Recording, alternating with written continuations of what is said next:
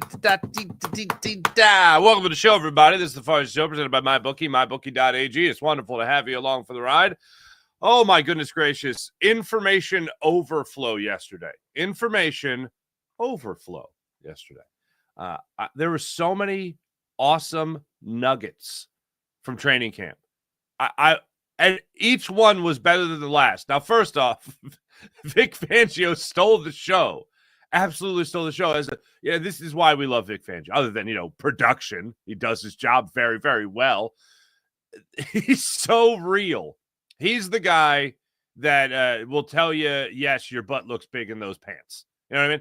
He's the guy that, I always tell Seth Joyner this because he's got of the same mindset. Like, the man cannot tell a lie. He's real all the time. And it's like Vic Fangio, Seth Joyner, like, ladies, when you're going wedding dress shopping, take these guys because they'll tell you the truth no matter what. No matter how much mom might like it. Oh, they'll tell you, oh, no, honey. No. These are the people that you need to lean on. These are the best. These are the people that pass the best friend test. You got something in your teeth? These guys are the guys that will tell you that. Yesterday, he just threw all the cold water imaginable on the big compliments and praise coming from any of the veteran players about the rookies or the younger players on this team. And the perfect example is Jordan Mailata and Jalen Hunt. He's got Micah-like tendencies. Like, oh, okay, fella, calm down. My problem with player comps, I don't think I said this yesterday on my show, but my player comps, whenever people come up with player comps, I hate them. And people will ask me if I do an interview somewhere. A lot of times people say, do you have a comp for that guy? Like, I hate doing that because people never hear the word like. Somehow their brain only hears the word is. And in Jordan Mailata's case, it wasn't even that. It was Micah-like tendencies. And usually when people make that player comp, they'll just say, oh, they'll hear when they hear somebody make the player comp, they'll just say, oh, he's Micah Parsons. No. That's not what I said. I said he's got Micah-like tendencies, and then he's more specific, the ability to cut on a dime. But it doesn't matter. Those two names have now been joined. So people will go, if Jalen Hunt struggles in like week 6, people will be like, oh, yeah, Micah Parsons over here. And they can throw him back in his face when he didn't even do anything. But I don't like player comps. I don't like them at all. And the one I always go to, which is actually the weirdest one, and it's the weirdest one I've ever heard in sports, and it's Kawhi Leonard and Michael Jordan. When Kawhi Leonard beat the Sixers on the quadruple doink, sorry to bring that up. Good, happy Friday, by the way. People were like, oh, he's playing like Michael Jordan. No one's played like Michael Jordan. No, this is the first time anyone's played like this since Michael Jordan, And everybody was okay with that. That's the only time I've ever heard a player comp and everybody go, yeah, no, that's totally right. And it was that 1 year. Other than that, they suck. The player comps suck. Now, A.J. Brown didn't go as far as to say Drew Makuba was Brian Dawkins or Ed Reed or anybody like that. He just said he's going to be an all-pro. I was like, damn, that's a lot of hype going into these young fellas. You know what I'm saying? So Vic Fangio yesterday said, why doesn't everyone just calm the hell down? And some might say, why would a coach, why would a coordinator splash cold water on positive energy and good vibes? Well, I'll tell you why. Because it's wrong, and the word he used yesterday was reckless. I'll let you hear the full quote coming up in a second. Also, out of yesterday, a couple of the biggest things. Jordan Davis. This is a guy that went 42% of the snaps, 43% of the snaps to 37% of the snaps last year. From 2 years ago to last year, dropped about 5 to 7% of the snaps that he was out there on the football field for. This is also a guy that just got his rookie contract picked up for the extension on $13 million. Essentially, and we did say this yesterday, we've been talking about it, he's on a 1-year deal. How do you stay here in Philadelphia? Well, you got to be good. You got to be pretty damn good. How do you stay playing next to Jalen Carter? Well, you got to be good. You got to be pretty damn good. And when he showed up 2 days ago to practice and walked out on the practice field, and he was looking svelte, as it would turn out, 26 pounds lighter. And this was actually from last year to this year. Falling in love with the Peloton, well-documented story, all that stuff.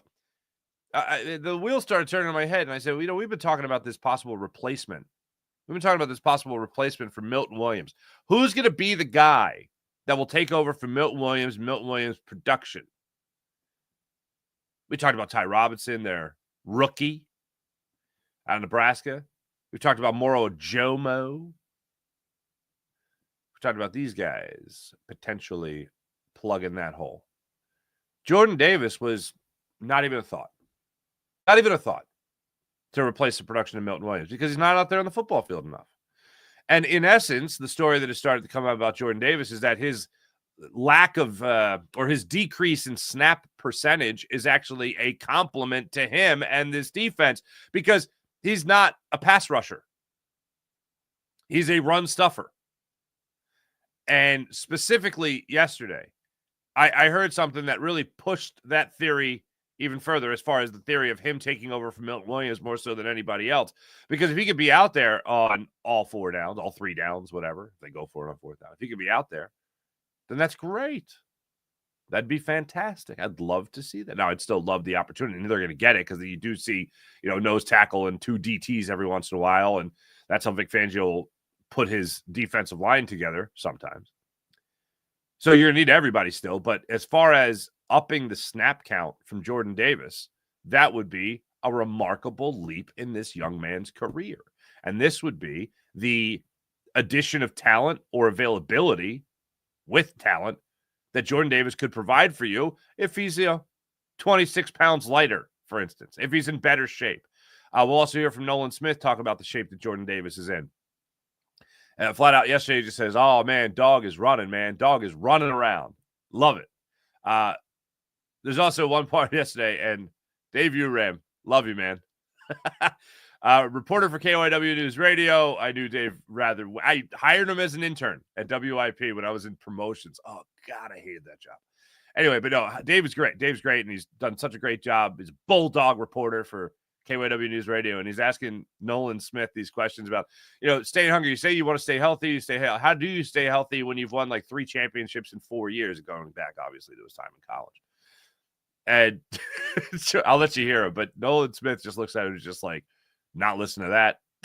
Like, building me up like that? Okay. All right. Thank you. Not ignoring it. Yeah, that kind of thing. Cooper DeJean yesterday. So a question came up a couple of times, different interviews I've done, where they've asked me about Cooper DeJean and the off season and how he looks like an absolute party boy. Okay. Good for him. My answer to this whole, good for him. If he's late to training camp, if he's late to practice, if the work ethic isn't there, and that's where I'll be concerned. But I am not going to be concerned about a 23-year-old kid going out there, actually 23, 24, however old he is. I'm not going to be concerned about him going out there after picking off Patrick Mahomes in the Super Bowl. I'm not going to be concerned about him going out there and having himself a good time. The world is your oyster. They did ask him about it at minicamp. 22 years old. Jeez Louise. I'm not going to be concerned about him going out there and having a good time. And yesterday, when he's being interviewed, he's on the field, and he's not at the podium. He's not at the microphone. He's on the field, and there's a crowd of reporters around him. Media session is out there on the field. And he's answering questions, and, like, everything is all business. And it got me thinking. I'm like, damn, this dude is just, like, all business. Like, they're asking him fun questions, whatever. He's just all business. All business. They're asking him about, hey, safety, corner, nickel. What do you like? What's your preference? No preference, whatever the coach needs. Like, stock answers, like a programmed robot in the best way. But it dawned on me as midway through. I was like, wow, people are really asking me. At least 2 different interviews I did. They were like, so Cooper DeJean in the party, does this worry you about how much he's going out there and partying? And I'm like, no. If I was 22 years old and I just picked off Patrick Mahomes for a pick 6 in the Super Bowl on my birthday, and just as an addition, I have a lovely coif of hair, I'm going out there and I'm doing whatever the hell I damn well please. I'm living it up. You live once, babe. You live once. So good for him. And then to listen to him yesterday, all that party boy stuff, it's over because that's off-season stuff. That's off the clock. I'm not going to judge you what you do over the weekend when you come in on Monday. You do coming in Monday, you clock in, you do your job, you do it well, you pick off Patrick Mahomes, whatever. then all right, yeah, more power to you. Good for you. And yesterday, the thing that really jumped out to me about Cooper DeJean, obviously I wanted to hear what he had to say about playing all the positions. He's like, yeah, whatever they need. I'm here to do it all.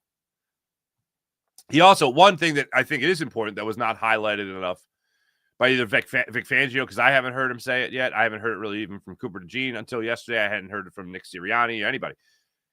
Cooper DeJean was learning all these positions last year, but not on the field. He was just kind of learning in film study and all that stuff. But now he's actually going through the reps on the field. He's actually playing those positions, which, hey, look, you had your feet wet at other spots. That's great. And one of the other things Vic Fangio got into yesterday was that Cooper DeJean is a guy that he is going to put at every position until somebody else is better at that position, which is, I believe, a smart way to do it, because what they want to do with Cooper DeJean is keep him on the field as much as humanly possible. Play nickel, play outside, play safety. You're going to do that until, just as an example, Drew Makuba is signed. Or excuse me, Drew Makuba is ready to take over the starting role. Or Justin Simmons is signed. We're going to have you outside until we feel Keely Ringo can take over that spot more, or Adoree Jackson can take over that spot more. And we're going to keep you at nickel until nobody on this team is going to be better than you at nickel. So you're just going to stay right there. Everything surrounding this guy, Cooper DeJean, is nothing but good vibes. And hearing him yesterday was the absolute best.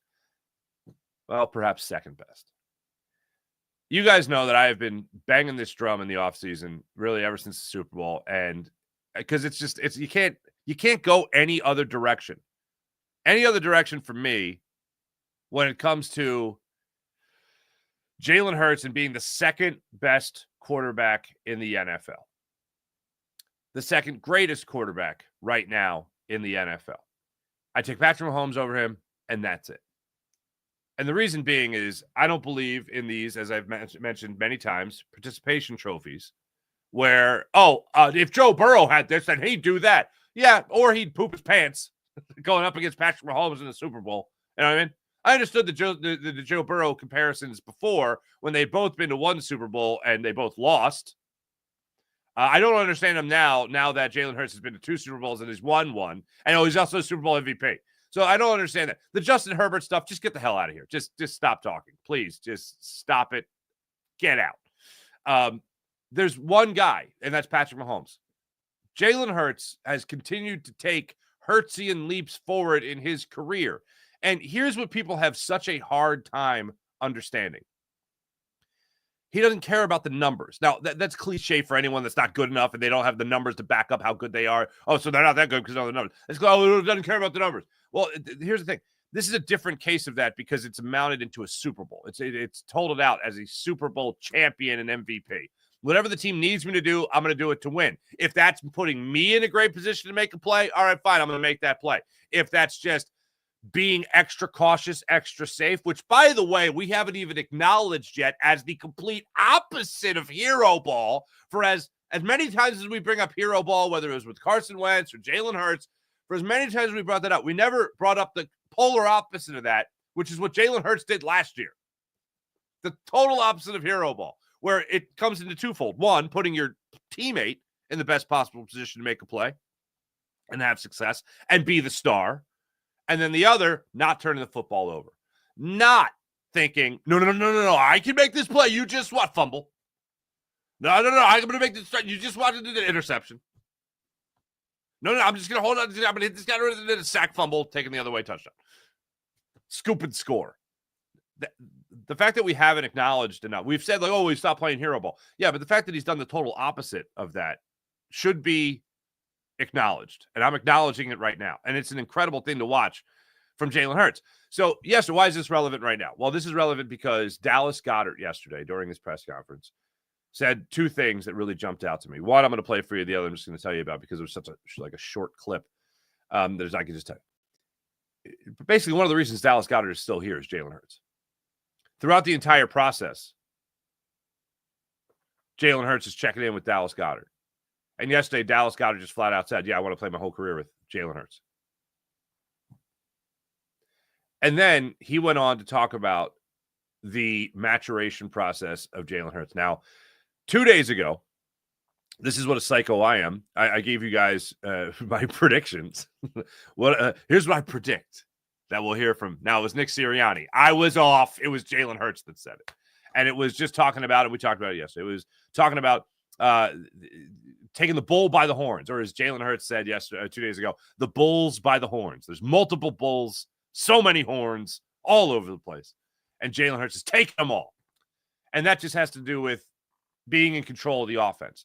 Not a command of the offense, like a heady quarterback or anything, but like command, like control of the offense, command of the offense. And he's doing that now with another offensive coordinator. So the concern has been, can he take another step forward to be, again, more control, more command, and really help run the offense both on and off the field? And Dallas Goedert, it's the first clip I'll play for you. Dallas Goedert yesterday broke it down beautifully as to how Jalen Hurts has continued to take steps forward as an NFL quarterback. And when I think about, what if Kevin Patullo's not as good as Kellen Moore? Or what if he's like Brian Johnson with another in-house? Well, guess what's the biggest difference is? You're not dealing with the same quarterback anymore. And Brian Johnson also did not have Saquon Barkley. So I'm going to feel a little bit better about the way this offense is going to come together with a first-year OC, with a first-year play caller. Listen to Dallas Goedert yesterday when he was asked about the continued improvement of Jalen Hurts. How do you feel he's most improved? How do you see it? I mean, do you really feel it? Yeah, it changes every year. I know early on when Kelsey was here, he didn't have to do much of the protection stuff. And when Kelsey left, he's got a bigger role in that. Early on, it was, second year playing with him, he started making checks at the line. And everything just continues to evolve. He sees things that the defense goes, and he knows exactly what we're supposed to get to, what he wants to get to. And, when he's feeling something, when he knows a receiver's feeling something, he's not afraid to make a call to get them the ball and things like that. So just his knowledge of the game continues to go up, and like it should, every year should get a little bit easier. Dallas Goedert was the one last year that called out after the Saints game that Jalen Hurts was the one to check down to that 67-yard reception. Throughout the year, you saw him look at Dallas Goedert as a safety net. I mean, everyone wants to talk about, how hard can it be to play quarterback when you have Saquon Barkley, as your running back behind this offensive line? Sure, that's valid.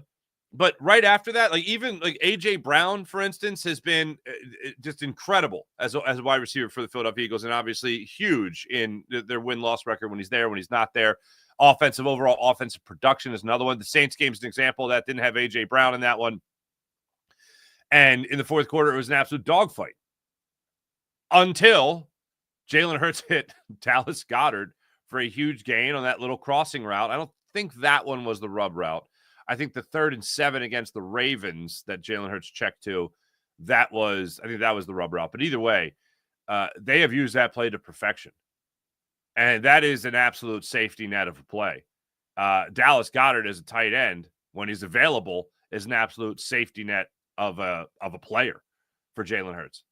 And for those two to be on the same page as well as they have been, another thing that came up a lot with A.J. Brown and Devontae Smith, as well as Dallas Goedert, is this word continuity. And I think it was even John McMullen, my man John McMullen, opening the press conference yesterday with Dallas Goedert, talking about, hey, the ball really hasn't hit the ground through these first 2 days of practice. To talk a little bit about that. And Dallas Goedert's like, yeah, well, we just really, everyone knows each other really well out there, so we know what we're doing. And that's a beautiful thing. And the fact that he's here, he's taking $4 million less. $4 million pay cut. That's how much he wants to play with the Philadelphia Eagles. That's how much he wants Jalen Hurts as a quarterback. But also to keep that continuity and knowing everyone around him, because all these great players around each other, all this talent around each other really helps spread that defense out pretty thin. Jalen Hurts said it in minicamp, pick your poison. That's not just about him and Saquon Barkley. That's about this entire offense. Pick your poison. But listening to a player like Dallas Goedert, of his remarkable talent level, just now needs the ability to stay on the football field, talk about the importance of Jalen Hurts, not just as a leader and a guy he wants to play with, but as a talent and a guy that's always getting better. We talked about it from year 1 to year 2.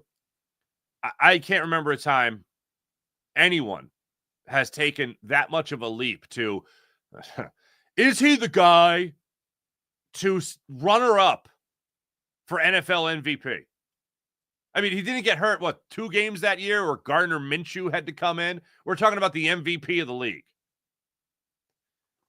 And the comparison at the time was this is like Carson Wentz, where if he didn't get hurt at the end of the year, he would have been the MVP. Jalen Hurts doesn't get hurt towards the end of the year, he would have been the MVP. He absolutely would have been the MVP. But you got to go with runner-up, unfortunately.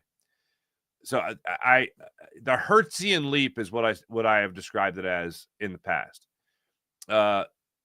2 years ago, obviously this whole offense hit a wall.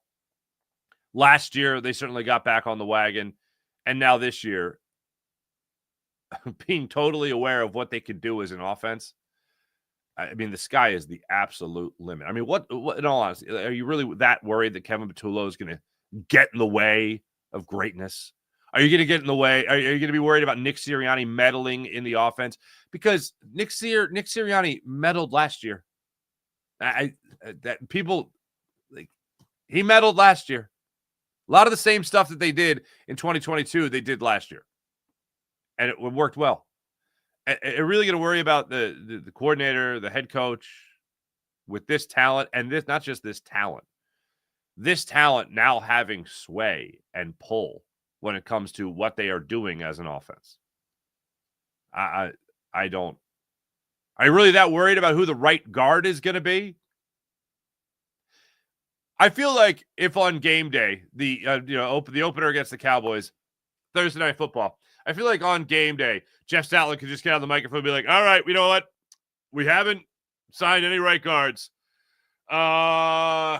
You in the Reggie White jersey, you over there in the Randall jersey, you in the McNabb jersey, yeah, sure. Just go out. You guys are going to be on our right guards. And everyone would be like, well, if Jeff Stoutland says they can play, they can play. That's kind of what it feels like. We have contest winners. Jeff Stoutland just reads raffle tickets. Number 6491. 6491. You're our right guard today. Okay, just right over there next to Lane. Okay, you'll be fine. That's the amount of trust we have in Jeff Stoutland. So you're really worried about the right guard position? I am not worried about the right guard position. I'm not worried about this offense. I'm not worried about this team, really. The concerns defensively, young as hell.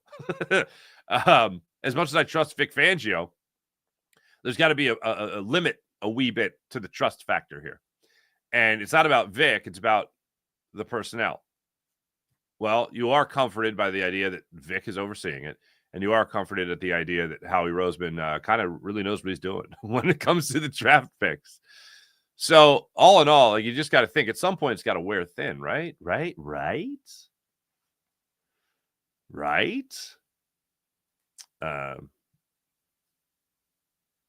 Guys kind of know what they're doing. And here's the layers that this team has to go through. Like if you're really looking to poke holes, like let's say you're not an Eagles fan. Let's say you just looking at the Eagles completely objective, trying to, right? And you go, all right, well, so Vic Fangio is overseeing this. This is pretty good. That's pretty good. Howie Roseman's picking this. He's pretty good. He's helping shop for the groceries with Vic Fangio. That's pretty good. Jalen Carter is in the middle of that defensive line. That's really good. A lot of young guys. Well, yeah, they also got veterans, plenty of veterans around too. I feel like this is going to be a year where we could be arguing about a kicker or a long snapper or a backup quarterback. But even the backup quarterback, everyone loves Tanner McKee. That's not just the typical backup quarterback thing. The safety position, Cooper DeJean being asked to do so many different things. Wouldn't you rather have guys that are just good at that position, play that position? Absolutely. But if Cooper DeJean, if this means he could be out there on the football field in base coverage, whether it's safety or outside corner, well then, I'm not going to be pissed off at Cooper DeJean being on the field more. Then there's just the overall thought of regression. Oh, man, regression. Oh, man, what if these guys regress in year? What if year one was so good that they won't be able to recapture that? Hey, look, nobody can predict that part of it. Oh, I see a big regression here. Like even Jaden Daniels, just as going into his second year, like I want to be like, well, last year could have been fool's gold, and sure it could have, but until he shows that he has it in him to suck, I can't really go there. That's kind of just a fantasy and wishful thinking, I might add. But you just look at this team and you go, where's the hole? But I mean, yeah, there's questions, but there's nothing to me with this football team that's glaringly obvious. Oh man, this is where they're going to really struggle. What, a punt returner? These are the things that we have to be concerned about. Also, I mentioned, yesterday, the Super Bowl hangover and all that. I have never heard a team ever talk this much trash on a Super Bowl winning season. It started with Jalen. I've mentioned it many times. It started with Jalen in his locker saying, I'm late. Now I'm behind on my off-season workout regimen because I was busy winning the Super Bowl. Like, damn, man. A.J. Brown, well, winning the Super Bowl is kind of cool for like 20 seconds. I'm like, what? And then everyone this year, last year was last year. We're not even defending Super Bowl champions. This is totally different. We're just an individual season, and we're doing our own thing. And if we win the Super Bowl again, so be it. It's like, yeah, that's called a repeat. Shut your mouth. I've never heard a team talk so much trash on their Super Bowl championship, on a championship, more so than the Philadelphia Eagles this year talking about last year. And I love it because it does show you that they're really leaving it in the past. So I don't have a concern about the Super Bowl hangover either because everyone's just like, shut your mouth. Don't even talk about the Super Bowl. I feel like when they unfurl the banner on Thursday night against the Cowboys, the Eagles are going to be like, 1, 2, 3, look away. Don't even know. Not just hear the crowd roar. Don't look at the banner being unfurled about that thing we did last year. That's the way I feel like that's going to go. Adoree Jackson looking at it like, what's that? Stop looking. Well, you can look. That's how I feel like this is going to go. It's going to go really well. It's going to go really well. Of course, every team is haunted by injuries, so knock on wood, that's not something that the Eagles have to be too concerned about this year. They don't have to go through this year, I should say. As far as the reality of all of it, I'll just play the first clip of this. This is Jordan Mailata 2 days ago. Jalen? Oh, man, he's going to be special. He's going to be special, man. Just his burst, he has tendencies like Micah, just to be able to cut on a dime like that. Tendencies like Micah. So Vic Fangio yesterday, when he was asked about the high praise, also A.J. Brown saying that Drew Makuba's got all-pro talent. Jordan Mailata was really complimentary of Jalen Stunt yesterday. Even mentioned Michael Parsons when talking about him. And then A.J. was really complimentary about Makuba, talking about mentioning the word all-pro. Are you ready to go there with those guys? And have you seen great progress from them that warrants what they're getting from veterans? Yeah, both of them overdid it. I mean, come on. I'm just telling you what they said. Did you guys chuckle when they said that? I did chuckle. Yes. I'd belly laugh, but those two guys are coming along. Jalix, to me, the last third of the season into the playoffs, played a lot for us and played good.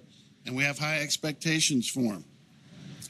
Anything beyond that right now to say would be reckless.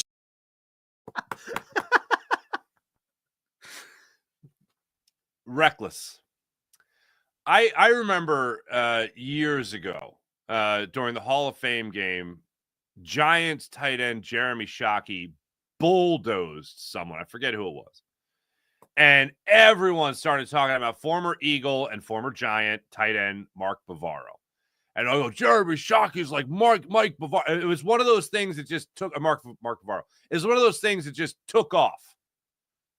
And I remember the Giants were actually on Hard Knocks that year.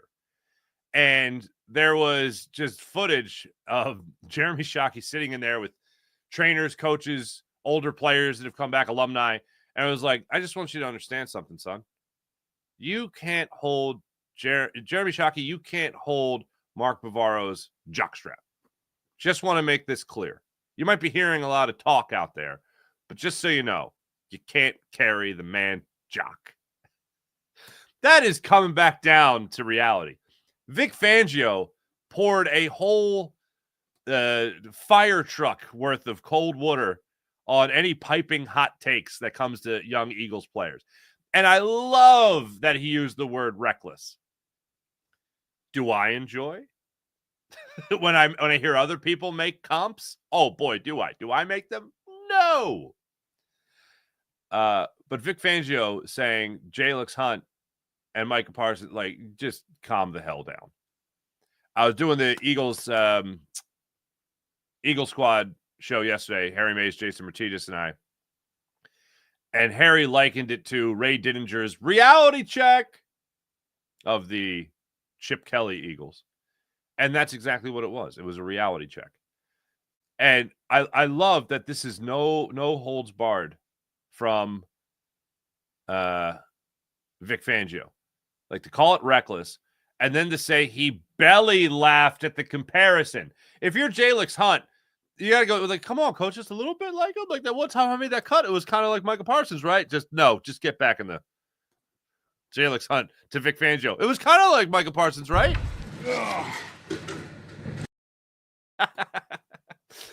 No. Go get back in line. Just run the drill again. Like, this is absolute brutal honesty. And would you want it any other way? Would you want it? Because, I mean, you could easily argue, be like, oh, dude, Vic, like, don't you want to encourage the guy? No, I want to be real with the guy. I'm not his dad. Okay. I'm not going to be like, hey, go get him, son. You did it. You're just like Micah Parsons. No, I'm not. No. And also, as far as Drew Makuba's not even starting yet. If Drew Makuba was awesome in his job, one, he wouldn't be a last pick of the second round. Two, we wouldn't be talking about Cooper DeJean playing safety. That's the unfortunate reality of that. Now, look, it's day 2 of training camp. As Vic Fangio went on to talk about yesterday at his press conference, the more these guys practice, the better that they'll get. And Cooper DeJean, our goal is going to be to have him out there on the football field until somebody else can do the job better than him. And again, Vic Fangio pointed out, it's day 2. These guys are going to they have a long road ahead of them, but they got a road ahead of them, and they could travel that fast at 100 miles per hour, or maybe they'll go 15. Maybe there'll be a bunch of school zones in the area. They got to slow the hell down, or they could just fast track it. It's up to them. And Vic Fangio more or less said this yesterday. He alluded to his typical way of thinking, which is he doesn't name starters. He acknowledges starters. The team, the players, let you know who the starters will be, and you just go, I acknowledge. The cream rises to the top, in other words, and they just have to see it. So if Drew Makuba is going to play a better safety position than Cooper DeJean, guess who's going to be your starting safety week 1? Drew Makuba. If Adoree Jackson or Keely Ringo can play better as an outside corner than Cooper DeJean, guess who's going to be your starter? One of those two, not Cooper DeJean. If Cooper DeJean just has to be awesome in the slot, which, by the way, they were only not in need of a slot corner for 160 snaps last season, well then, but still 160 snaps, then you could have him out there on the football field, more on the football field. If he's not going to be better than either of those two aren't going to be better than him, then he's going to go back to just being an awesome nickel corner. Nickel is nickel, corner is corner, according to Vic Fangio. So, yeah, I'm here for every second of it, and I absolutely love it. Now, to keep going with some of this, Jordan Davis, one of the best stories so far of a very young training camp. To see him come down, he said he was 26 pounds lighter than when you last saw him. And he also talked about, this was great, when he was asked about how much weight did he drop, or how much weight they asked him to come into, he looked, I believe it was over at Bob Lang, PR man extraordinaire. Love Bob. And he looks over, I'm like, can I give specifics? I was about 330. And now he's like 304, 302. And he's like, yeah, I needed to lose that weight. Now, why did he want to lose that weight? When you go through it, what he was talking about, here's yesterday's notes. Putting in the work consistently. One of the big things, he's like, look, I know when people have a big weight drop, they lose power. I don't lose power. He goes, this is the lightest I've been since sophomore year of college, and I still feel strong as ever. Talked about how when he's got this much more speed, he's got to learn his technique. He's got to make sure that he's got his technique down. And then he also talked about how Rome wasn't built in a day, this weight loss and getting in better shape is not just for a football thing, it's for a life thing. And one of the key things he's had, and this can help us all, don't drink your calories. Very important. Be a water drinker, He's talking about that. And then also this, which I think is the most important thing, talking about how he wants to make sure that he's on the football field as much as possible to help this defense out. I can't really say specifics for sure, but I do want to be on the field as much as I can. And whatever's required or whatever's needed of me, I want to be on the field. I don't want to be a player that comes off every second and long, every third down and stuff like that. I want to be able to make those plays and, show the people what I'm capable of because, being a one-trick pony, being a run stopper, an anchor, that's cool and all, but I want to be able to do more. And whatever I could do, if I'm on the field longer, then I feel like I contribute more to the team. 45% of the snaps in 2023. He went from, in 2022, he went from 26% of the defensive snaps to 25. 26 to 45. 26 to 45. Then he went from 45 to 37% of the snaps last year. That's not a good look. Now, as I've said, that might actually be a compliment to Jordan Davis, being that if he does his job on first and second down, they're not going to be needing him on third down as a run stuffer. So that's something that you have to consider when you look at the numbers with him, and you might just look at the snap count and go, oh, well, obviously he's not in shape. He can't play as much. Yeah, you can certainly say that because of the numbers, but what do I always tell you? Numbers never lie, but they sure as hell can deceive. And those numbers, I believe, for Jordan Davis, when you just break it down to snap count, are rather deceiving. So you're talking about a guy going from 45% of the snaps to 37% of the snaps. And then you look at a guy like Jalen Carter, who from his rookie year to last year played 51% of the snaps as a rookie, to last year up to 84% of the snaps as in his sophomore season in the NFL. And as we've talked a lot about the workload of Saquon Barkley. Do the Eagles need to be smarter with his touches and carries and all that? Yeah, of course they do. Have the passing game step up a little bit. Not saying become a pass-first offense by any means, but just be aware of it. Well, Jalen Carter playing 84% of the snaps last year, that's a lot of snaps. And when Vic Fangio was asked about Jalen Carter, every time he's asked about Jalen Carter and his workload, he just goes, he's a young pup, he can handle it. And I believe that to be true. As far as the rest of this defense, Nolan Smith's the one I want to make sure you guys hear. First off, while I'm talking about Jordan Davis, Nolan Smith says that Jordan Davis helps him check himself when it comes to how fast he should be on the football. Dog moving. Big dog moving. He doing more reps than me right now, man. He is rolling. I love to see his weight. I love to see his attitude. I love to see his effort. We 100% feed off each other, but when I look at him and he not tired, I be like, ain't no way in hell. Let me tighten up. Let me get going, man. But he looked good. He has a great weight on him, and he's choking for us to pass it now a little bit. What was that? To rush the passer a little bit? Is that what we're getting after? Look, we have been through enough athletes, too many athletes. And every city has these guys, but Philly, this always gets a big magnifying glass on it. Guys that just are happy with where they're at and they don't push to be better. Like, I don't do that. Like, what if Cooper DeJean was like, I don't play outside corner anymore. I'm a nickel.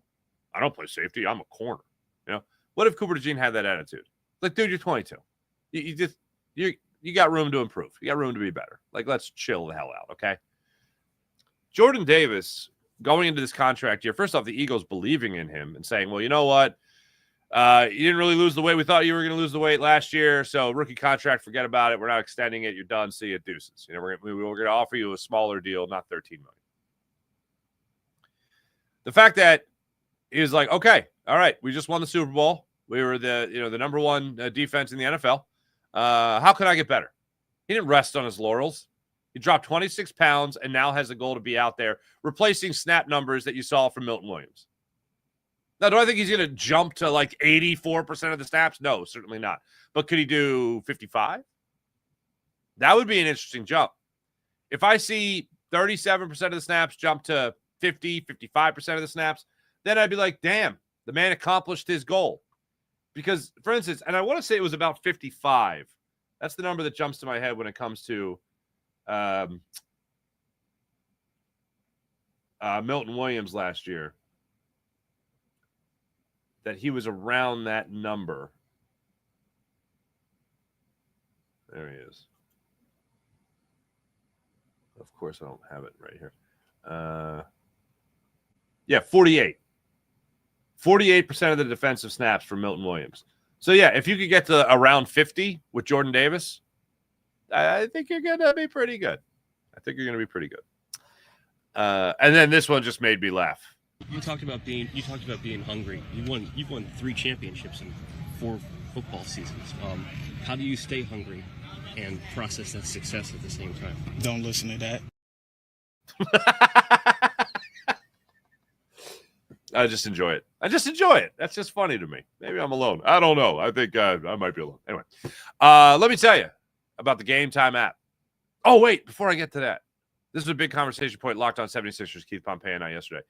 There are people that want Ben Simmons back with the 76ers.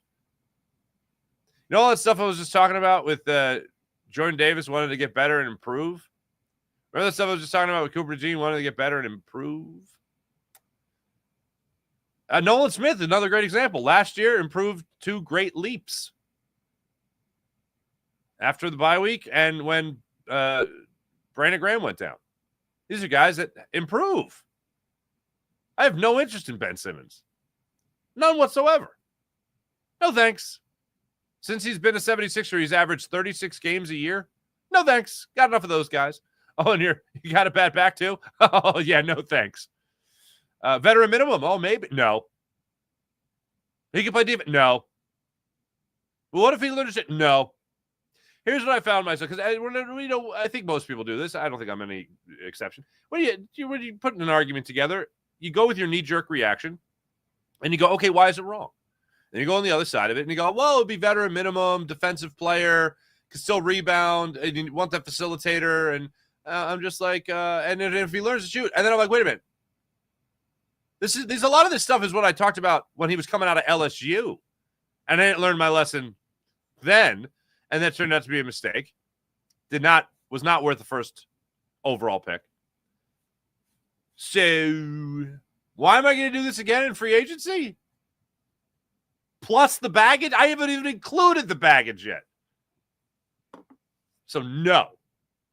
Stop it. Just stop it. All right. Now let me tell you about the Game Time app. Download the Game Time app, create an account, use promo code FARS to get $20 off your first purchase on the Game Time app. Want to go to the game, the concert, the comedy show? Game Time app has you covered. So download the Game Time app, create an account, use promo code FARS to get $20 off your first purchase. How about Game Time Picks feature, babe? Game Time Picks feature is where it's at. It filters out all the fluff so you get right down to it. The best seats at the best prices on the Game Time app. So download the Game Time app, create an account, use promo code FARSY. Get $20 off your first purchase on the Game Time app. How about PHL Sports Nation? Philadelphia Sports Nation, enhancing your Philadelphia sports fan experience across all social media and blogs. That's PHLSportsNation.com. How about Sky Motorcars? Brett's amazing inventory at SkyMotorcars.com. Check out Brett's amazing inventory at SkyMotorcars.com. Now let's get into the chat check and see how you guys are doing on this fine Friday morning. Right? Is today supposed to be the hottest day of the year? Today's supposed to be like 97 in Philadelphia. I want to make sure public service announcement. Oh, by the way, I did consider yesterday, I said it many times on Locked On 76ers, that show yesterday was a public service announcement. This is a show dedicated to telling that one friend of yours in your group that, the Sixers just signed Ben Simmons. Just get him back. Just get Ben Simmons back. That's what the Sixers do. Just get Ben Simmons back. That's what it is. Just get Ben Simmons back.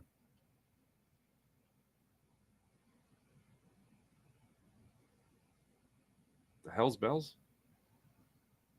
97. Holy Stromboli. Okay. Not going to be working outside today. Jason, hello. Sean Gillespie, hello. April. Hello, April. April, did I see it was a wedding anniversary of yours? Congratulations to you and the handsome fella. Alex, call. What's going on? Stay away from those thoughts. I think that was with Cooper DeJean. How you doing? Nice to see you, Sean Kilrain. Jabari Brown, let's go. Let's go. Fuji, happy Friday, Mark. Good folks. Mark, can you... Oh, touching the O'Neal Cruz rumor. That is the latest trade rumor. Yeah. What the hell? No. Not to you, Fuji. To O'Neal Cruz. Let Let me just bring up his numbers for specifics. Because, what, like a 219 average? The hell's he hitting? 219, 16 home runs, 40 RBIs. Oh, God. So the idea would be he plays center field, obviously. Okay.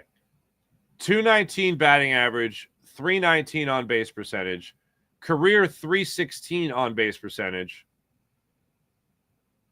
Leads the league in stolen bases right now.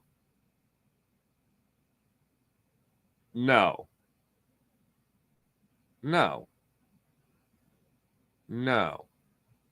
I saw it yesterday. I was like, please be a smokescreen. I have no interest in O'Neal Cruz.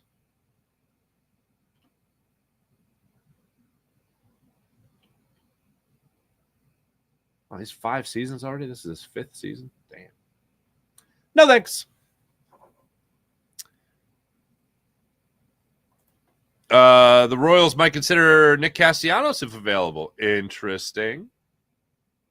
Sean Connery, interceptions in their first 4 seasons as a starter, 35, Jalen Hurts, 54, Cam Newton.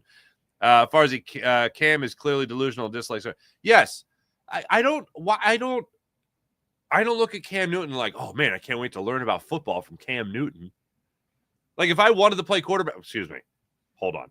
If I had the talent to play quarterback in the NFL, then yeah, I might listen to Cam Newton. But as an analyst, I don't think he could see the game outside himself. That's I think the best way to describe it. Jalen Hurts is so far above him. Let me just give this one more time. Let's just say Jalen Hurts plays in one more Super Bowl in his career. Not even just this year, but again, the rest of his career. That will be as many Super Bowl appearances as Cam Newton has winning seasons as a starting quarterback. Case closed. Sean Gillespie, the only Dallas I root for is Goedert. Hell yeah, man.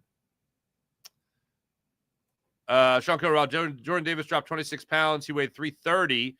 Eagles wanted him to be in the 330s to 339s. He came in at 330. See how this plays out for Arzy. Yes. I thought they wanted him a little lighter, but the interesting thing that he talked about was now that he's got this new weight,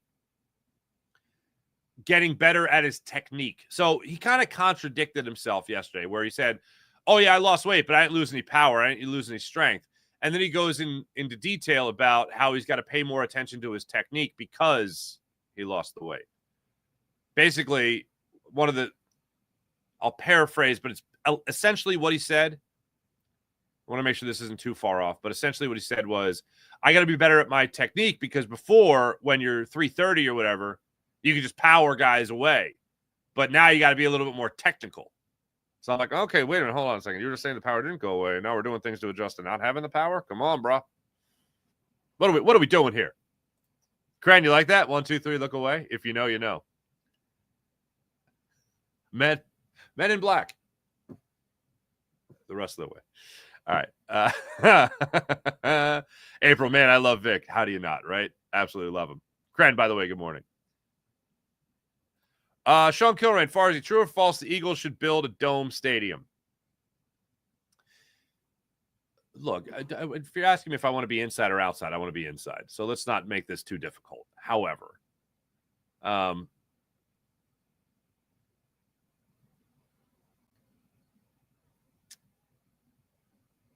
there is so much more personality to non-dome stadiums. I've been to so many, like U.S. Bank Stadium where the Eagles won the Super Bowl in Minnesota. Obviously, Jerry World.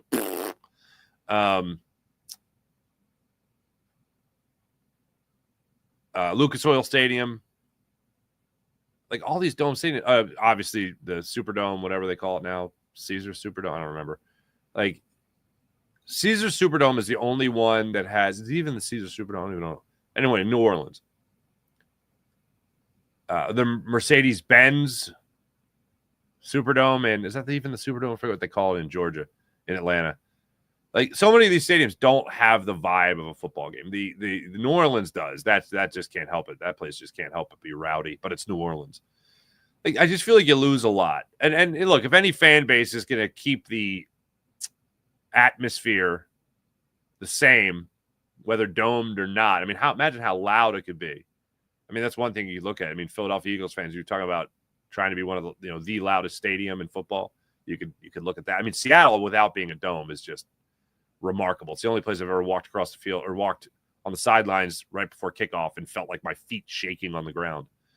So that talk about that earthquake, quote unquote, with Marshawn Lynch some years ago, I believe every second of it. Dome stadium. Eagles should build a dome stadium. True or false? True.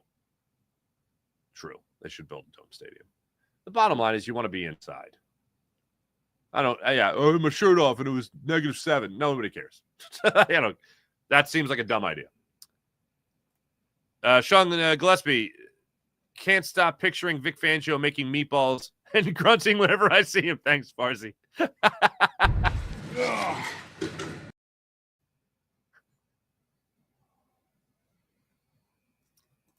Yeah, you're welcome. You're welcome. That's what I do here. Public service. Jerry Von Skyver, what's up? I love the link. I love the location of the sports complex. The stadium is not even 25 years old. Love outdoor games as football should be played outdoors. Playoff game in the snow was epic. It absolutely was. It is great. But if I'm going to a game, I'd rather be inside. Sean Kilroy, don't want Mr. Softy back. I assume that's Ben Simmons. Ben Simmons back so people can talk about the Sixers again. Says Sean Gillespie, excuse me. Nice. Sean Kilroy, I'm working today outside like always. I'll tell you Monday. Oh, God bless you. Plenty of water. April was 20 years. Congratulations. That's beautiful. That's awesome. Jason, I don't want to trade Casty either, but if I could, I got to see what I'm getting back. Derek Gibson, good morning, fam. What's up with Alec Boehm? Been quiet year so far for him. I mean, he's been really good ever since the first month of the season. He's got a broken rib. I still don't understand how he goes through the All-Star break, comes back and plays, and now they can't retroact his what's the word? I'm missing the word. I don't know. He's missing more time, which sucks.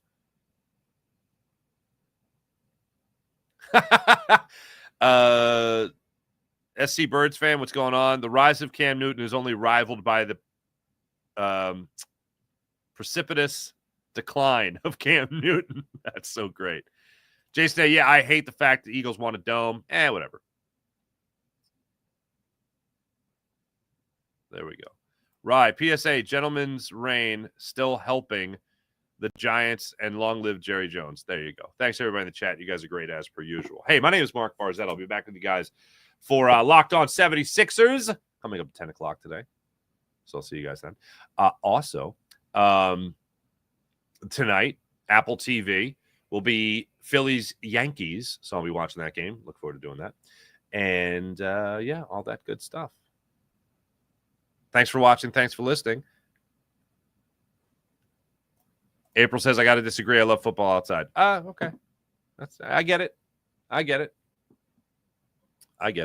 But if there's anybody that can keep a personality of an outdoor stadium and an inside dome stadium, I will say it's Philadelphia. And hey, you know what? I wouldn't put it past the psychos that we are in Philadelphia to demand that Jeffrey Lurie open the roof on a blizzard. Thanks for watching. Thanks for listening. My name is Mark Farzetta. This is the Farzy Show presented by MyBookie, mybookie.ag. It's wonderful to have you along for the ride. I'll be back with you guys on Monday for another edition of the Farzy Show. Had to. See you guys.